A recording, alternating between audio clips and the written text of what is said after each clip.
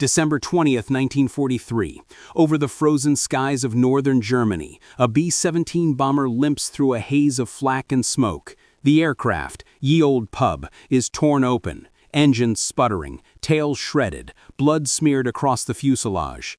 Inside, 21-year-old Lieutenant Charlie Brown grips the controls, fighting consciousness, his crew either wounded or dead. Out of the clouds, a silver Messerschmitt Bf 109 rises, its nose cannon gleaming. The German ace Franz Stigler locks eyes on the American plane. His orders are clear: finish them. Instead, he pulls alongside.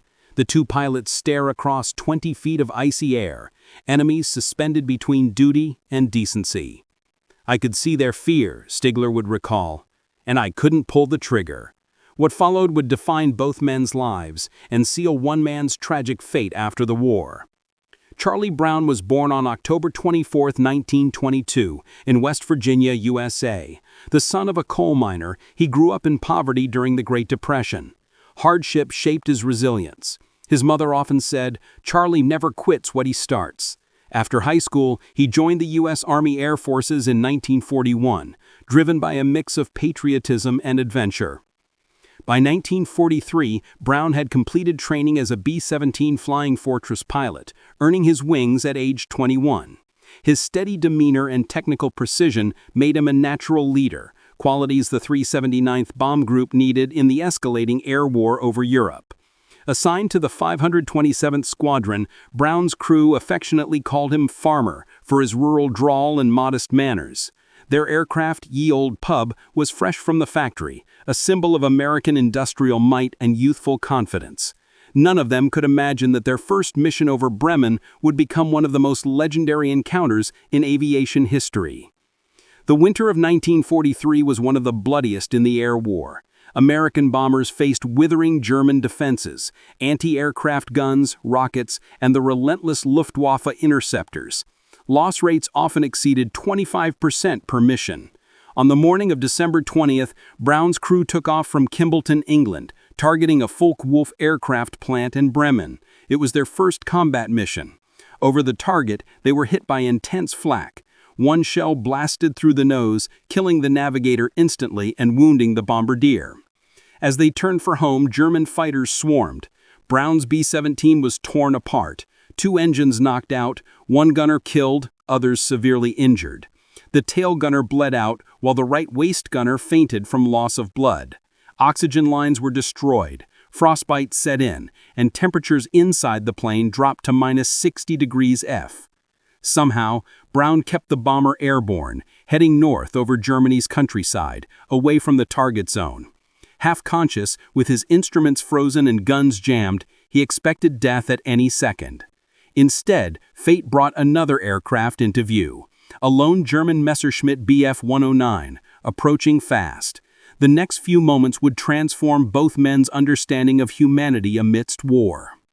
Franz Stigler was born on August 21, 1915, in Regensburg, Bavaria, into a family of pilots. His father taught him to fly before he could drive, and by the mid-1930s, he was an instructor for Lufthansa. When war erupted in 1939, he was drafted into the Luftwaffe, becoming one of Germany's most skilled fighter aces. He flew missions across North Africa and Europe, achieving 27 confirmed kills. Known for his precision and strict code of honor, he once told his comrades, "You fight by the rules. If I ever see you shooting a man in a parachute, I'll shoot you myself." After serving in Jagdgeschwader 27, Stigler was reassigned to defend Germany's skies during the Allied bombing campaign. By 1943, the Luftwaffe was stretched thin, morale crumbling under relentless Allied attacks. Although never a devoted Nazi, Stigler wore the uniform of one. He despised the party's cruelty, but felt trapped by duty and family honor. As the Allies closed in, he began to question the morality of his role. His brother, August, also a pilot, had been killed earlier in the war. Franz carried that grief silently, and it would soon shape a decision that defined his orders and defined his humanity. By late 1943, Franz Stigler's conscience was raw. He had seen fellow pilots shoot parachuting airmen, civilians strafed, and wounded bombers torn apart. The idealism that once fueled his sense of duty was fading. In his diary he wrote, "We fight like machines now. But what are we becoming?" The death of his brother, killed by an American bomber's gunner, should have hardened him. Instead, it awakened empathy. Franz often said to his squad mates, "If I can save one man from falling like my brother did, perhaps I can make peace with God." He had already risked punishment once for refusing to fire on an unarmed enemy. Each act of compassion pushed him closer to defiance. He knew the Gestapo punished such treason harshly, sometimes by execution. That December morning when he spotted the crippled B-17 limping through German airspace, he felt torn between survival, duty, and something deeper, a moral reckoning born from exhaustion and faith. The B-17 flew low, barely 1,000 feet above the ground. Stigler, returning from rearming, spotted the wounded bomber trailing smoke. "Easy kill," his commander's voice echoed in his mind. But as he closed in, the scene inside the fortress froze him. Through the shattered fuselage, he saw men slumped over, blood everywhere, guns silent. The tail was shredded, one engine dead, another sputtering. He approached cautiously. Inside, Charlie Brown braced himself for the final burst of cannon fire, but none came. Instead, the German fighter pulled alongside, so close that Brown could see Stigler's face beneath his oxygen mask. For several seconds, the two pilots stared at one another. Brown later said, "He looked at me not as an enemy, but as a man." Stigler gestured, pointing toward Sweden, neutral territory.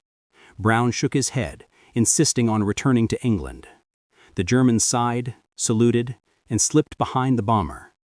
Brown thought it was over, until Stigler reappeared on the other side, escorting him out of German airspace. At the coastline, Stigler gave one final salute. Brown returned it weakly. Then the Messerschmitt rolled away into the clouds. For more than 10 minutes, Stigler flew beside the crippled B-17, defending it from German flak positions below. Had ground control spotted him, he could have been court-martialed or executed for aiding the enemy. He later said, "If anyone saw me, I'd be shot, but I couldn't kill them. They were no threat." When Brown's bomber finally reached the North Sea, Stigler peeled away, watching as the B-17 drifted toward safety. He never told his superiors. The incident became his private secret of honor, a single act of mercy amid chaos. The two men would not see each other again for 47 years. In 1988, Brown, now retired, began searching for the German pilot who spared him. He placed an ad in a veterans newsletter describing the encounter. Months later, a letter arrived from Canada. It began, "I was the one." When they met in 1990, both men wept openly. "It was like meeting a brother I'd lost," Brown said. Stigler replied softly, "You were the son I never had." They spent the next years as close friends, visiting schools and reunions together, symbols of forgiveness and moral courage that transcended war. After crossing the North Sea, Brown's B-17 barely made it to Seething Airfield, England. Only half his crew were conscious. The aircraft landed in tatters, over 400 bullet holes counted later. When intelligence officers heard his account of a German pilot escorting them to safety, they ordered silence. They said, "Don't tell a soul. We can't afford to humanize the enemy." Brown returned to duty, flew more missions, and finished the war with distinction. Yet the memory of that encounter haunted him for decades. After the war, he settled in Florida, married and raised a family, but never forgot the blue-eyed pilot who could have killed him and didn't. After the war, Franz Stigler's world collapsed. Germany was in ruins, the Luftwaffe disbanded. Fearing Soviet capture, he fled west, eventually emigrating to Canada in 1953. He never spoke publicly of the D-17 encounter, fearing ridicule or punishment from fellow veterans. He worked as a mechanic, lived quietly, and carried the memory of that December morning like a hidden medal of honor. He later said, "I lost my country, my comrades, everything, but not my conscience." When he reunited with Brown in the late 1980s, recognition slowly followed. Yet fate remained ironic. Stigler passed away in March 2008, just months before their story gained global attention through books and documentaries. He died peacefully, at age 92, still humble, still haunted, never having seen himself as a hero. The story of Brown and Stigler was first revealed to the public in the 1990s through Adam Makos's book, A Higher Call, published years later to international acclaim. Veterans and historians hailed it as one of the most remarkable acts of mercy in combat history. Both men received recognition from military organizations in the U.S. and Germany. Though not eligible for Righteous Among the Nations, reserved for Holocaust rescues, Stigler was honored posthumously by several aviation groups for his moral courage. Documentaries, museum exhibits, and school programs retold their story as proof that honor can survive even in war's darkest hours. Brown often said, "Franz gave me more than my life. He gave me faith in humanity again." Their reunion photographs now hang in air museums around the world.